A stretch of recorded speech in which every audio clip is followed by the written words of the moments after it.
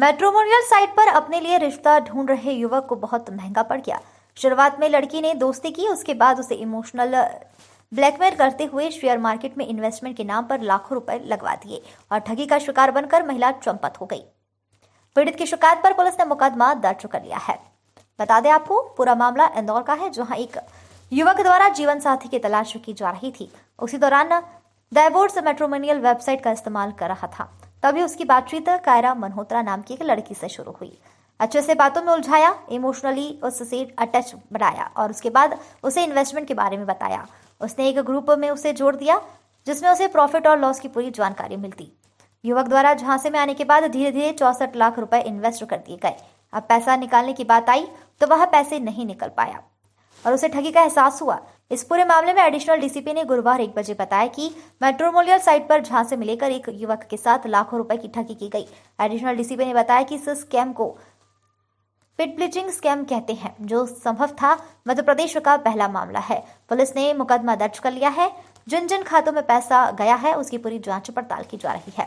थाना crime branch में एक एफआईआर रजिस्टर की गई है, जिसमें फरियादी के द्वारा ये बताया गया कि वो एक divorcematrimony.com एक वेबसाइट थी, तो उस मैट्रिमोनियल वेबसाइट उसमें गया और उसमें एक प्रोफाइल उसको पसंद आई जो कायरा मल्होत्रा के नाम से थी, कायरा मल्होत्रा और रूही के नाम से। तो उसने उसमें इंटरेस्ट दिखाया, मैसेज किया, तो मैसेज के बाद शादी की बात को लेकर के इनके लगातार मैसेज चलते रहे। फिर कायरा मल्होत्रा और रूही के द्वारा ये बताया गया कि वो इन्वेस्टमेंट एडवाइजर है और इन्वेस्टमेंट कराती है और आपको प्रॉफिट भी होगा। जब उसने बहुत फोर्स किया तब जाकर इसने अलग अलग समय पर लगभग 63,56,000 लगभग 64 लाख रुपए के करीब इसके द्वारा उसमें इन्वेस्ट किए गए। बाद में जब उसके द्वारा निकाले तो पैसा निकला नहीं। तो ये कुल मिलाकर ये एक पिग ब्लीचिंग स्कैम है, जिसमें सबसे पहले कि एक रोमांस किया जाता है, एक विश्वास डेवलप किया जाता है, इमोशनल ट्रस्ट डेवलप होने के बाद फिर उसको शेयर मार्केट में इन्वेस्ट करने के लिए फंसाया जाता है। तो इस तरह से पिग ब्लीचिंग स्कैम की ये पहली एफआईआर संभव है और इसमें एफआईआर रजिस्टर कर ली गई है और इसमें जो जिन अकाउंटों में पैसा गया उन अकाउंटों को ट्रेस किया जा रहा है।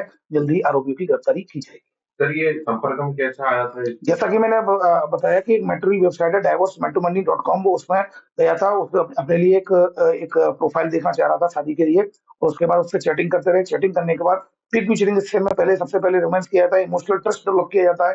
जब एक बार ट्रस्ट डेवलप हो जाता है तो फिर उसके बाद इन्वेस्टमेंट में उसको लगाया जाता है और इन्वेस्टमेंट में फिर व्हाट्सएप ग्रुप होते हैं जिसमें कि लोगों को ऐसा लगता है कि वो पैसा उसका बढ़ रहा है, कई लोगों को बढ़ते हुए दिखाई भी देते हैं, लेकिन वो भी जो साइबर फ्रॉडस्टर्स होते हैं, स्कैमर्स होते हैं, उनके साथी होते हैं जो कि ये प्रिटेंड करते हैं कि उनके साथ पैसा बढ़ गया है, तो इस वजह से विक्टिम भी धोखे में आ जाते हैं और उनके साथ ये फ्रॉड हो जाता है। फिलहाल एफआईआर धोखाधड़ी की विभिन्न धाराओं में रजिस्टर कर ली गई। सर, इसमें क्या सावधानी रखना जरूरी है? देखिए, मैं हमेशा कहता हूं कि जो ऑनलाइन जो भी आप इन्वेस्टमेंट करते हैं, सबसे पहले वेबसाइट को वेरीफाइड करें। आप किसी प्रोफाइल पर ट्रस्ट नहीं कर सकते।